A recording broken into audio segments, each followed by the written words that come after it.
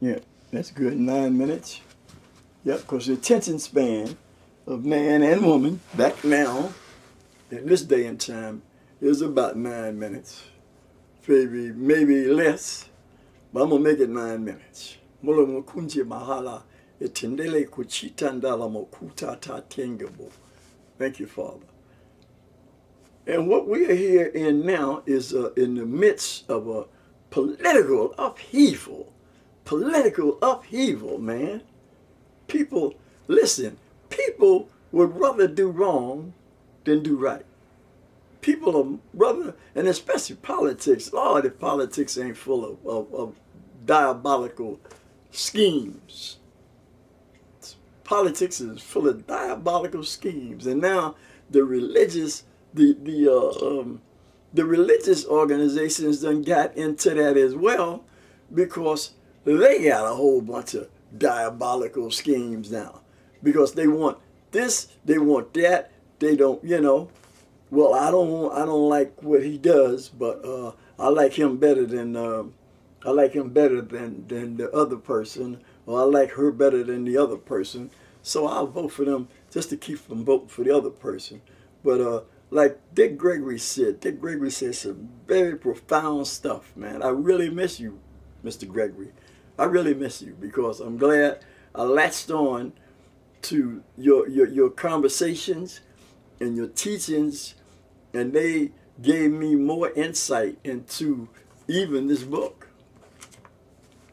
And I believe that was your intention, to let us know about that universal God that transcends. He goes past denominations and stuff. Denominations and schisms and ologies and enemies and all that. He goes past that. The universal God is universal God, the creator who set all of this in motion. Now, y'all call him a Big Bang Theory. Well, he shot the first shot, and it was his Big Bang that started it. It sure wasn't nobody else's. They teach more about the mythical gods of Greece and Rome and on TV and all that stuff than they talk about. Well, then they teach about the real deal. And that's something when you think about that. And then took the kids' minds. Now I'm speaking a language, and I believe it's a Native American language. I'm not sure. I got to find me some Native American people, because they might still have that, that understanding. But because I have shopped it around, maybe that's not the word to use, but I have told some people, spoken, let them hear this language in Africa, and it wasn't African. And I said, wow. So I said, wow, well, that's okay, because I understand where Africa's coming from too, because Africa is part of us. We're part of Africa. We're part of the Native Americans. And I'm not leaving the other ancestries out, but right now I'm concentrating on my ancestries. Okay, because I'm not saying that we can't all be brothers and sisters, but it seems like it's a hard time, man, to do that now, really, because everybody has a different political point. Everybody has a different religious point. And just like I think it was Dr. King, and there was a few other people say, Sunday is the most segregated day of the year in the assemblies. Now the churches are coming together, and you got different heritages coming, but some people are following their heritage along with the person that they recognize as looking like them. As simple as that. But we got to get straight, because there's another thing that Dr. King said. He said, if we can't live down here together as brothers and sisters in harmony, that we're going to perish as fools. And it appears with the leaderships that we got now that we are on our way to perishing as fools. Because I don't understand some of the reasoning behind some of them. Now maybe you can understand it, but I don't. And I'm so very glad that I have seen better than I see now. I've seen better. Now, am I expecting to see better than it is now? Not so much, for the simple reason is that the world is retrogressing. It's retrogressing. It's not progressing now. Because there are people that don't want it to progress. They don't want it to progress so much. It's retrogressing. And retrogressing is the opposite of progression.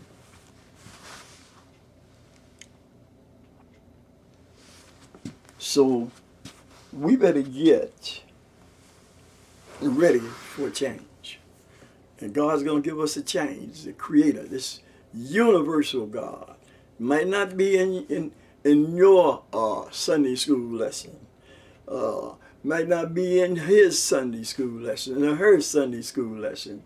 But God is fixing to give a change to his universe. This is his universe.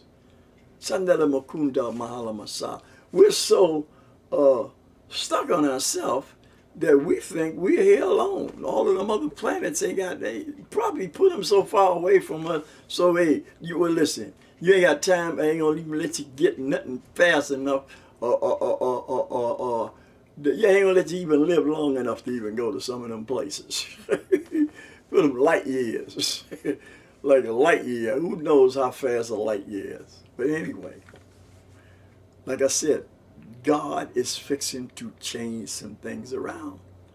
And we better be ready for his coming. Because Jesus is coming, y'all. He's coming, and that's just the way it is. It's in the Bible, it's in the books. Abraham, listen, Adam and Eve were told that he was coming. They told that he was coming. Abraham was told that he was coming. Isaac was told that he was coming. Jacob was told that he was coming. All 12 of the sons of Jacob and Joseph's seed was told that Jesus was coming. There was no, some of these books, they're not in here. They're not in here for one reason or another. But all of them knew that Jesus was coming. And furthermore, some of them was even told about him coming back at the end of the world. Enoch, who walked with God, he walked with God. After living on this earth for 365 years, Enoch probably told God, listen, is there something else you got me to do? And he walked with God, talked with God. God taught him, took him up to levels of heaven and everything. His book is not in here. And there's a lot of books that explain a lot of things that we need to know. But we got enough in this one to do the right thing.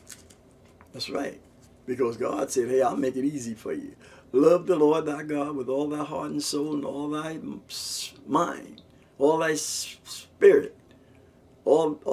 Just love him. And love your neighbor as yourself. If you do that, man, there wouldn't be no need for no nuclear wars and stuff. Or no kind of wars. But hey, we ain't living there yet.